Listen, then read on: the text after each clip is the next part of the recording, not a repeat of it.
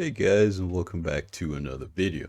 And today I wanted to talk a little bit about jump points because there has been some conversations in the community about this kind of choke point or bottleneck at jump points and the potential for gate camping. So what I want to do in today's video is kind of split this up into two parts. First part is I want to talk about our current understanding of what jump points are going to work like in 4.0 and the potential things that CAG can do to mitigate this jump point camping that a few people are worried about. So without further ado, let's get right into this video. So right now I'm in Paint, just MS Paint, to kind of try to illustrate my current understanding of how the system works. Okay, at the end of the day, everything that I talk about in this video is kind of just what CAG has told us, and for the most part can be subject to change. We have gaps in some of the information that we have. I know that CAG did a pretty good job on the recent Inside Star Citizen kind of going over how jump points are going to work, but even in that video they said that there were a few things that they are unsure about, and these are things that they will continue to play test up until 4.0 releases. So to start things off, I want to talk about what the previous iteration of jump points were. Okay, so we have the jump point gas cloud right here. Okay, we have the jump point station, then we have the actual jump point here. Okay, and let's say that this is Stanton, right?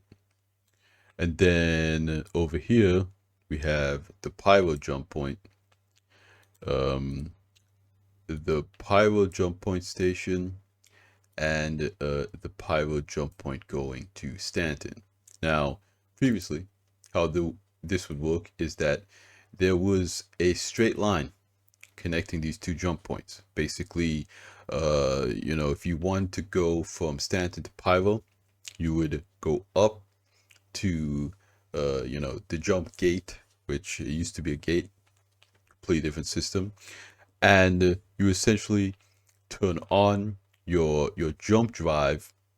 The jump point would open up, you would fly in, and you would fly out at the entrance of the Stanton side in pyro.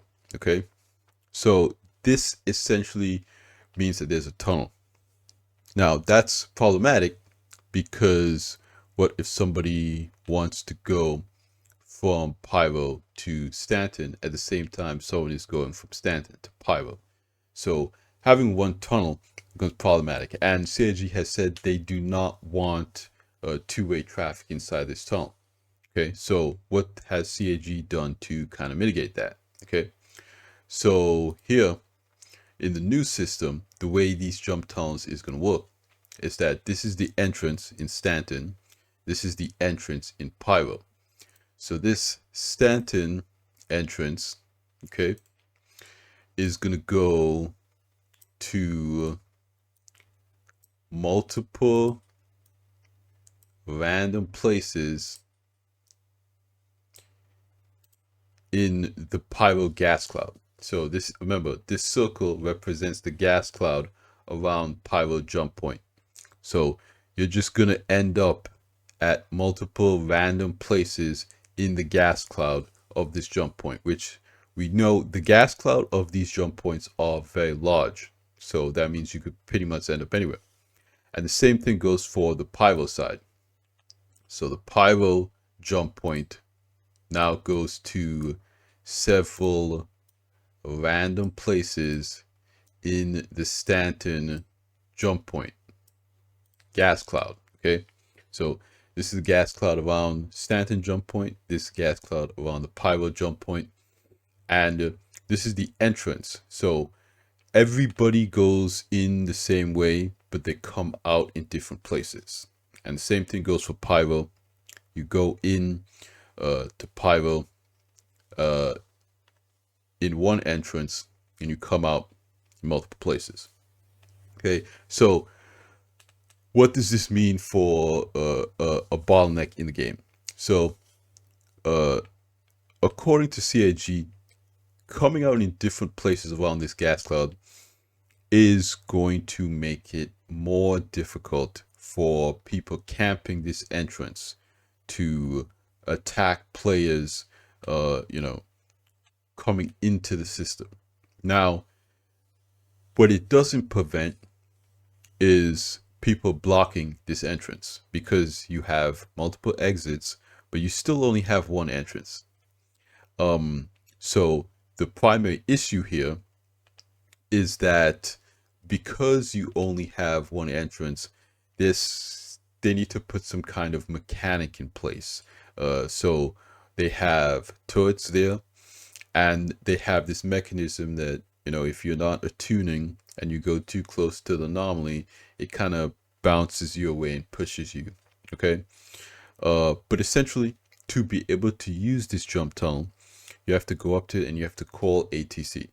And ATC is essentially jamming people's jump drive until they get permission to enter this jump tunnel. So essentially what's happening here is you have to go up to this tunnel, you have to call ATC. ATC will stop jamming your ship and it will give you the ability to attune, and then you'll come out in these random places. But when you're in the tunnel, the reason why you won't see other people coming in the other direction is because the tunnel is not going from here to here anymore. So the entrance, the Stanton jump point entrance is not the exit. It's not the jump point in Pyro going to Stanton is just an entrance. It's not an exit. You exit in multiple places around the gas cloud. Okay, I think that's kind of the best way I can describe it. What is also kind of likely to happen is that people may camp around the station. Okay, these stations are going to be places that people go to cargo haul. Okay, because the way that CAG is making cargo hauling is that it is going to be, between Leo stations, Lagrange point stations, and these jump point stations for these mass cargo routes. Okay, so if you're a pilot, more likely somewhere around this area right here is where you're going to want to make a move on that cargo hauler. Now in Pyro, on the Pyro side, it's a lawless system, so you won't get a crime stat for attacking players in this area right here. Now we don't know how CAG is going to do the security in these areas. Okay, and players have already proposed that CAG might make this area a hard armistice zone, kind of like landing zones, cities, just to have a zone where gameplay can happen. Because at the end of the day, if you're in a cargo ship and you're somewhere out here, for instance, you're fair game, right? And I do think that makes sense. Okay, so essentially in these areas, again, they will have turrets, but if somebody is blocking the direct path, they don't know what to do about that. Now, it's my understanding that when you queue up, let's say that, there's a line of ships here, they're getting ready to go in, right? Okay, so let's say that this is one group, this is two group, this is three group. Wait, let's kind of go back here. So this would more likely be the first, second, third, and fourth group, right? So let's say you have 5 ships in this group.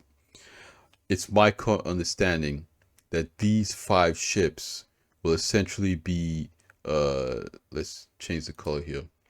These 5 ships will essentially be taking this route. Okay, so all these 5 ships are going to wind up here. Okay, and then let's go to red.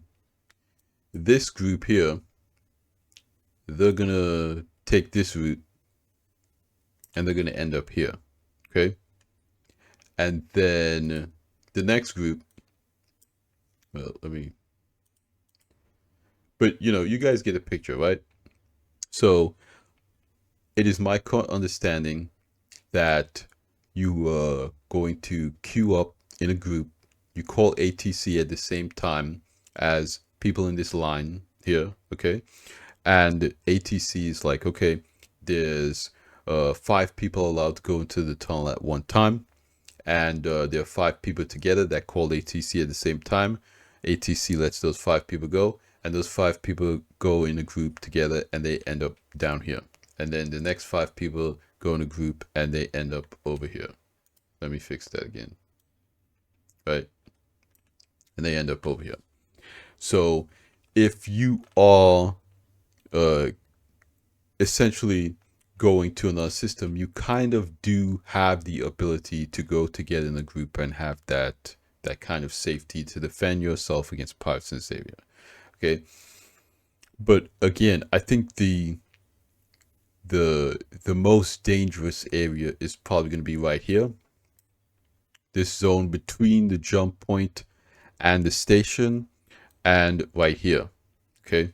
This zone between the jump point station and just outside the gas cloud. Now, in this area, you're going to have people quantum jumping in and out. So if you were to set up a snare, obviously people are going to this jump point to go, people are going to this station to go to the jump point.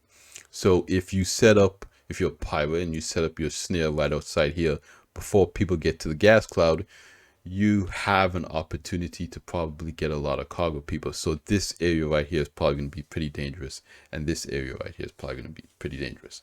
And so let's kind of go back for a second and talk about this hard armistice zone idea for a second. Now, I know that a lot of people might be against the idea of having a hard armistice zone at these locations. But as I was thinking about it, at the same time that CIG is enabling jump points, they're also turning on the resource management system. And so there is this mechanic in the game right now where you go to comm arrays and you have to shut them down to essentially turn off crime reporting. Okay, so CIG could essentially implement a similar system where there are 2 comm arrays or something at in the jump point gas cloud that essentially jams weapons. Okay, so if a pirate organization goes to these comm arrays, either 2 or 1, doesn't really matter, goes to these comm arrays and shuts them down, hacks them, then these comm arrays will stop jamming people's weapons systems, and you'll be able to open fire in this area. So it's essentially a hard armistice zone that you can turn off. You could essentially go to these comm arrays, turn off the weapon system jamming device, because again, CIG has the ability to turn on and off crime reporting in Stanton. They have the ability to jam your quantum drives. So the tech is technically there for them to be able to say, yeah, we could turn on and off weapons jamming. And then you just have the players go to this comm station, and if they hack this comm station and turn off the weapons jamming, then it's a free-for-all in this gas cloud where you can attack players or camp in this area. But just like the comm arrays, this will generate a mission calling on other players to come and show up to the jump point to defend it, to turn back on this comm array. Okay, so in my opinion, this kind of mitigates a little bit of the griefing, because to successfully attack players at this location, you have to turn off the comm and you have to defend it to a certain extent, okay? Because there are going to be people coming after you. So one single guy can't just kind of sit around here and make everyone's day bad. He has to be a little bit more strategic. He has to prepare a little bit more, and more than likely this is something you're going to want to do in the group. And again, this is an MMO. This is something that we want to create situations that encourage gameplay and decrease griefing and camping and whatnot.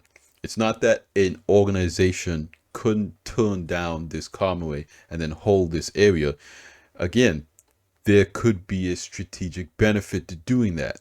At the end of the day, an org can turn off this comm and start taxing people to use this jump point. Let's say you're an org, you're holding this jump point, cargo haulers want to go through this jump point, say, hey, you got to pay the toll to get to the jump point. And if those cargo haulers don't want to fight, they'll pay the toll to go through the jump point, and pirates can make money doing that. They can also hold this jump point and just use it as an opportunity to steal cargo from cargo haulers at this location. So it makes sense for an org to try to hold this location, lock it down by turning off this comm. But again, that will generate a mission that tells players they need to come to this location and defend it. So if there is a large org trying to hold this location, other players on the server will go, whether it's another org or if it's just random players working together to make sure that cargo flows through this jump point. Again, that's another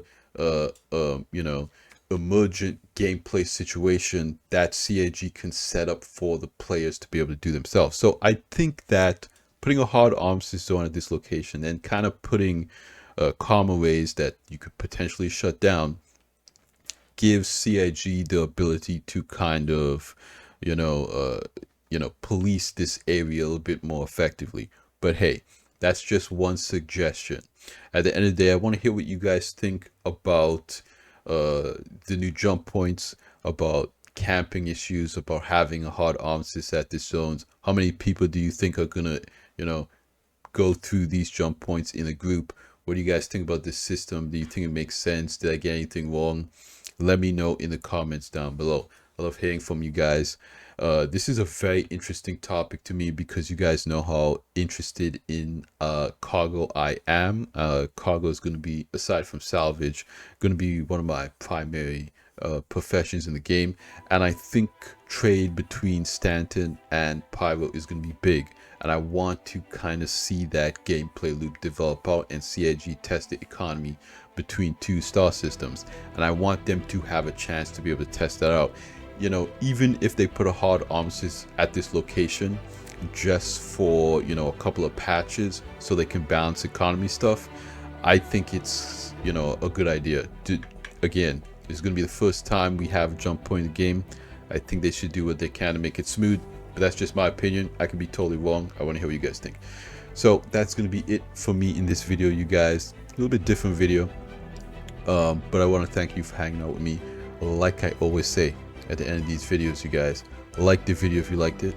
Subscribe if you want to see more. And I'll see you guys in the next one.